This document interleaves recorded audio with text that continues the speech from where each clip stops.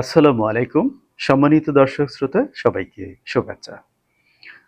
ভারতের প্রধানমন্ত্রী নরেন্দ্র মোদী ঘরে বাইরে আ আগুনে পুড়ে, পুড়ে যথেষ্ট ক্লান্ত এবং সেই ক্লান্তি থেকে নিস্তার পাওয়ার জন্য ভূস্বর্গকেত কাশ্মীরের পেহেলগাম বায়সরান উপত্যকায় বিশাল বাজেটের যে নাটকটি মঞ্চস্থ করেছিলেন, সেটি কার্যত সুপার ফ্লপ করেছে। আপনারা স্মরণ করতে পারেন কদিন আগেই আমি বলেছিলাম যে এটি ভারত সরকার তথা রয়ের যৌথ পরিকল্পনার একটি অংশ। এটি কোনোভাবেই একটি জঙ্গি হামলা নয়। এবং আমার এই কথার সপক্ষে আমার এই কথা কতখানি সত্য তার বড় প্রমাণ হিসেবে ভারতীয় সেনাবাহিনীর একজন কর্মকর্তা মিস্টার অশোক কুমার, আপনারা জেনে থাকবেন সামাজিক মাধ্যমে তিনি একটি বক্তব্য দিয়েছেন। তার এই ভিডিওটি ইতোমধ্যে ভাইরাল হয়েছে। আমি তার ভিডিও বক্তব্যের কিছু অংশ আপনাদেরকে পড়ে শোনাতে চাই। কাশ্মীরে হামলা সাজানো বিস্ফোরক মন্তব্য ভারতীয় সেনার, এই শিরোনামে প্রকাশিত খবরটিতে বলা হয়েছে, কাশ্মীরের পেহেলগামে সন্ত্রাসী হামলায় ২৬ জন নিহত হওয়ার ঘটনায় ভারত ও পাকিস্তানের মধ্যে তীব্র উত্তেজনা চলছে। দুদেশের মধ্যে যুদ্ধ বাধার আশঙ্কা তৈরি হয়েছে। তবে পাকিস্তানের অনেক রাজনীতিবিদ পেহেলগাম হামলাকে ফলস ফ্ল্যাগ বলে অভিহিত করেছেন, অর্থাৎ এই হামলার পেছনে ভারতকেই দায়ী করেছেন তারা। এবার এই বিষয়ে মুখ খুলেছেন একজন ভারতীয় সেনা। তিনি জানান, হামলার লক্ষণগুলো ফলস ফ্ল্যাগ অপারেশন সম্ভাবনার ইঙ্গিত দেয়। সামাজিক যোগাযোগ মাধ্যমে অশোক কুমার নামে এই ভারতীয় সেনার একটি ভিডিও ভাইরাল হয়েছে। অভ্যন্তরীণ রাজনৈতিক উদ্দেশ্য হাসিলের জন্য এই হামলা হতে পারে বলে তিনি মন্তব্য করেন। ভিডিওতে ভারতীয় সেনা বলেন, আমি অশোক কুমার, ভারতীয় সেনাবাহিনীর একজন সিনিয়র কর্মকর্তা। আজকে আমি এমন একটি বিষয় নিয়ে আপনাদের বিচারের জন্য হাজির হয়েছি যা আমার বিবেককে তাড়া করছে। পেহেলগাম হামলা জনগণকে যা দেখানো হচ্ছে তা সম্পূর্ণ সত্য নয়। হামলায় গোয়েন্দা তথ্যের ব্যর্থতা ও মিডিয়ার গল্প এই সব কিছু গভীর প্রশ্নের জন্ম দেয়। আমার সৈনিক জীবনে আমি বহু অপারেশন দেখেছি, কিন্তু এটা ছিল একেবারেই ভিন্ন। এর লক্ষণগুলো ফলস ফ্ল্যাগ অপারেশনের সম্ভাবনার ইঙ্গিত দেয়, এমন এক হামলা যা বাইরে থেকে জঙ্গি হামলার মতো দেখায় কিন্তু বাস্তবে অভ্যন্তরীণ রাজনৈতিক উদ্দেশ্যকে হাসিল করে। সম্মানিত দর্শক শ্রোতা, কি বুঝলেন? আমি গত ভিডিওতে বিস্তারিত বলেছিলাম যে কেন এরকম একটি নাটক মঞ্চস্থ করে মোদির জন্য, মোদির সকল কুল রক্ষার জন্য, অর্থাৎ ঘরে বাইরে মোদি যে কোণঠাসা অবস্থায় পড়েছেন সেই পরিস্থিতি থেকে উত্তরণের জন্য তার এই নাটকটি সত্যিকার অর্থেই অপরিহার্য হয়ে পড়েছিল।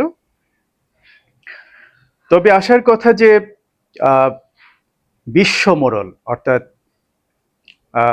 যারা পরাশক্তি সারা পৃথিবীকে যারা নিয়ন্ত্রণ করে এবং যুদ্ধের পেছনে যারা কার্যত কলকাঠি নাড়ে তাদের স্বার্থ হাসিলের জন্য, তাদের ভূ রাজনৈতিক স্বার্থ এবং অর্থনৈতিক রাজনৈতিক স্বার্থ হাসিলের জন্য সেসব দেশ, অর্থাৎ আমেরিকা, রাশিয়া, চীন, ফ্রান্স এবং যুক্তরাজ্য এবং অপরাপর যেসব দেশ আছে ইউরোপীয় ইউনিয়ন, আপনারা নিশ্চয়ই লক্ষ্য করে থাকবেন ট্রাম্প তার প্রতিক্রিয়ায় বলেছেন যে এটা ভারত পাকিস্তান নিজেরাই সমাধান করে ফেলবে।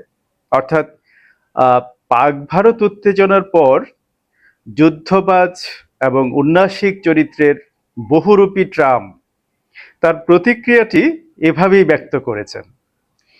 তো সুতরাং বুঝতেই পাচ্ছেন ট্রাম্প কিন্তু কারো পক্ষ নিচ্ছে না। যদিও আমাদের মিডিয়া দুর্ভাগ্যজনকভাবে আবল তাবল সংবাদ প্রচার করছে, তারা একদম শিরোনাম করে দেখিয়ে দিচ্ছে বিশ্বের কারা কোন দেশের পক্ষে অবস্থান নিয়েছে।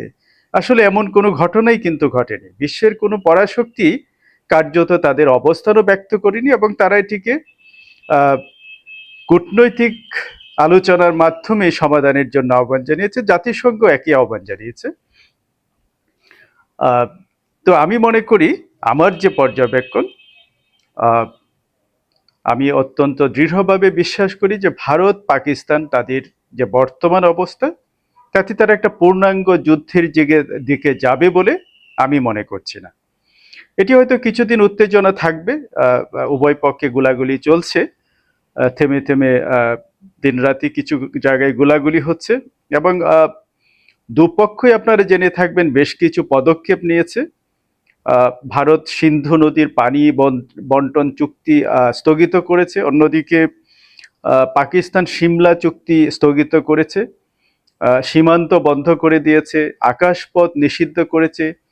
এসব কোনোটি কিন্তু সত্যিকার অর্থে শাসক শ্রেণীর জন্য কোনো সমস্যা নেই। সমস্যাটা তৈরি করবে উভয় দেশের জনগণ, যারা নিরীহ, যারা সত্যিকার অর্থে অসহায়, যারা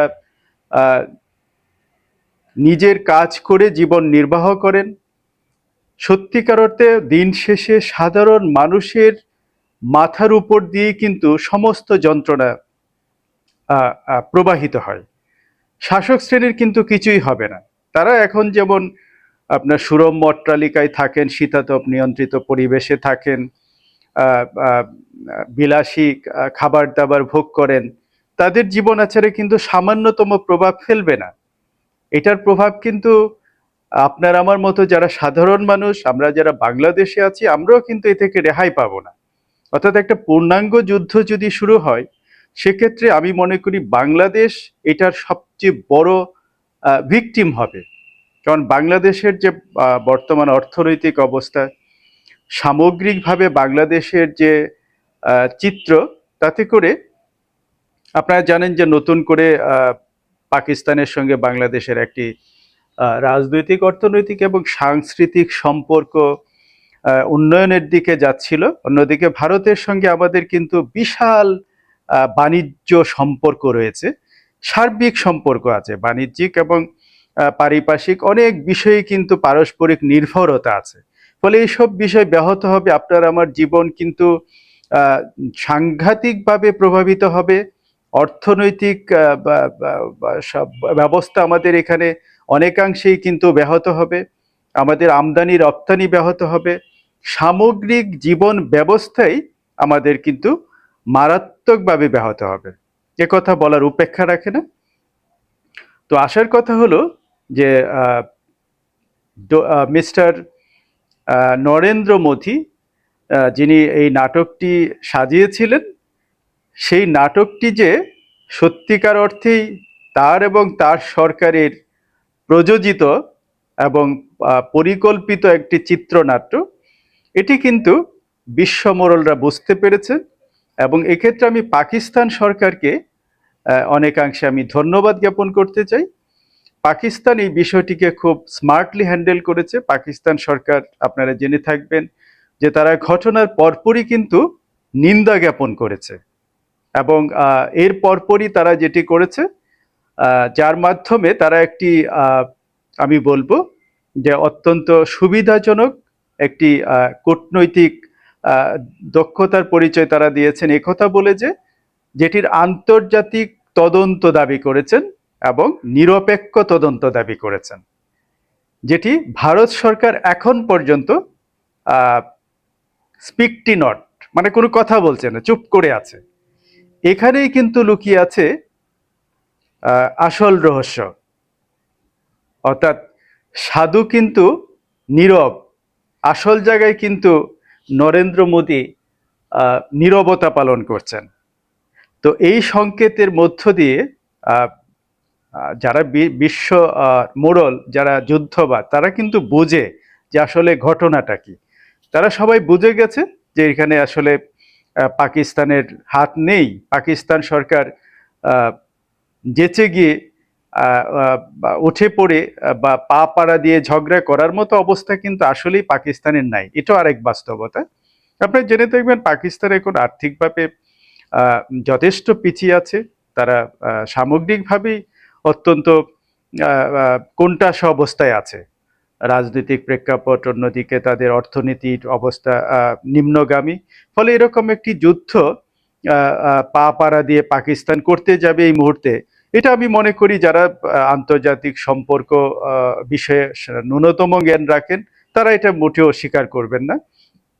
আর অন্যদিকে ভারত এই নাটকটি কেন করতে হলো আপনারা জানেন, সেটা আমি বিস্তারিত বলেছি, আর আবার সেটা রিপিট করে আপনাদের সময় ব্যয় করতে চাই না।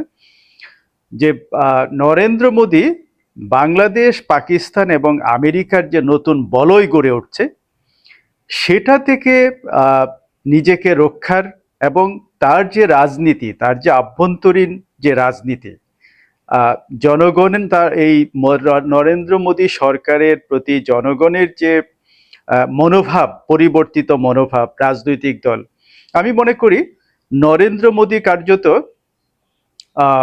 তার পতনের দিকে এগুচ্ছেন এবং এই নাটকের মধ্য দিয়ে, এই নাটকে সুপার ফ্লপ নাটকের মধ্য দিয়ে নরেন্দ্র মোদী কার্যত তার চূড়ান্ত পতনের দিকে এগিয়ে গেছেন অনেক ধাপ। আমি আপনাদেরকে এটা আমার লব্ধ অভিজ্ঞতা এবং পর্যবেক্ষণ থেকে বলতে পারি যে আগামী নির্বাচনে সম্ভবত মোদী যুগের অবসান ঘটতে যাচ্ছে। কেননা এই নাটকটিতে নরেন্দ্র মোদী কার্যত অত্যন্ত, আমি বলবো যে অত ন্যাংটা হয়ে পড়েছেন, অর্থাৎ তার মুখোশ কিন্তু খোলাসা হয়ে পড়েছে। এটি কিন্তু অনেকটাই প্রমাণিত যে এই জঙ্গি নাটকটি মিস্টার নরেন্দ্র মোদী তথা রয়ের পরিকল্পনার অংশ। ফলে আমি মনে করি না যে এটা একটি পূর্ণাঙ্গ যুদ্ধ হবে এবং এখানে আপনার কি বলে ভারত এবং পাকিস্তানের যে উভয় দেশের যে স্বার্থ যেটা বিঘ্নিত হচ্ছে, এবং এক্ষেত্রে অধিকাংশ বা বেশিরভাগ বলা যায় যে ৮০ থেকে ৯০% ক্ষতিগ্রস্ত হচ্ছে কিন্তু ভারত। কেননা আপনারা জেনে থাকবেন ভারতের আকাশপথ ব্যবহার করে পাকিস্তানের তেমন কোনো যায় আসে না, তেমন কিছু যায় আসে না।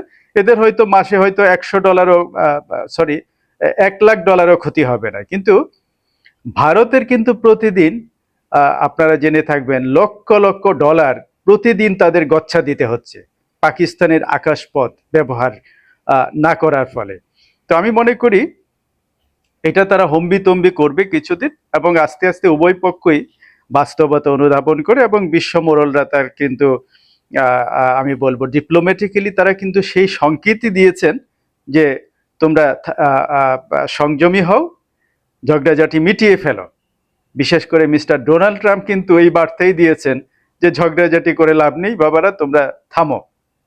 অন্যদিকে জাতিসংঘ তারাও কিন্তু একই আহ্বান জানিয়েছেন। সুতরাং আমি মনে করি যে এখানে কার্যত আপনারা নিঃসন্দেহে স্বীকার করবেন যে অ্যাকচুয়ালি যারা যুদ্ধ করবে বা পেছন থেকে তারা নিজেরাই কিন্তু ক্লান্ত। আপনারা জানেন ইউক্রেন রাশিয়া দীর্ঘকাল ধরে যুদ্ধ করছে, কয়েক বছর ধরে। ওইদিকে ইসরায়েল ফিলিস্তিন যুদ্ধ হচ্ছে, সেখানে রসদ যোগাচ্ছে আমেরিকা। তো ফলে এখন আর তারা ওইভাবে চাইবে না এই জন্য যে আপনারা নিশ্চয়ই লক্ষ্য করে থাকবেন পাকিস্তান এবং বাংলাদেশের সঙ্গে এই এশিয়া প্যাসিফিক তথা আমাদের এই রিজিয়নে অর্থাৎ উপসাগরীয় রিজিয়নে প্রভাব বিস্তারের যে পরিকল্পনা আমেরিকা দীর্ঘ থেকে লালন করছিল সেটি বাস্তবায়নের পথে কিন্তু বড় বাধা হবে এখানে একটি যুদ্ধ। ফলে আমেরিকা তার নিজ স্বার্থেই এই যুদ্ধটি হোক সেটি তিনি কিন্তু চাইবেন না, এবং আমি সেটার সুস্পষ্ট সংকেত আমি পেয়ে গেছি, এবং ট্রাম্পের এই কথার মধ্য দিয়ে অলরেডি এটি প্রমাণ হয়ে গেছে যেখানে মোদিকে একটি যুদ্ধের জন্য পাকিস্তানের সঙ্গে ট্রাম্প এটা কিছুতেই বাস্তবায়ন হোক সেটা চাইবেন না। ফলে আমি মনে করি নরেন্দ্র মোদীর বিশাল বাজেটের এই নাটকটি চূড়ান্তভাবে ফ্লপ করেছে, এবং এটির মোদী যুগের, মোদীর সরকারের তথা বহুরূপী মোদীর, আমাদের পতিত স্বৈরাচার শেখ হাসিনার স্বামী মোদীর যুগের অবসান হতে চলেছে, এবং চূড়ান্তভাবে মোদী যুগের জবনিকাপাত ঘটতে যাচ্ছে। সম্মানিত দর্শক শ্রোতা, প্রশ্ন তুলুন, প্রশ্ন করুন সকল অন্যায়ের বিরুদ্ধে। আল্লাহ হাফেজ।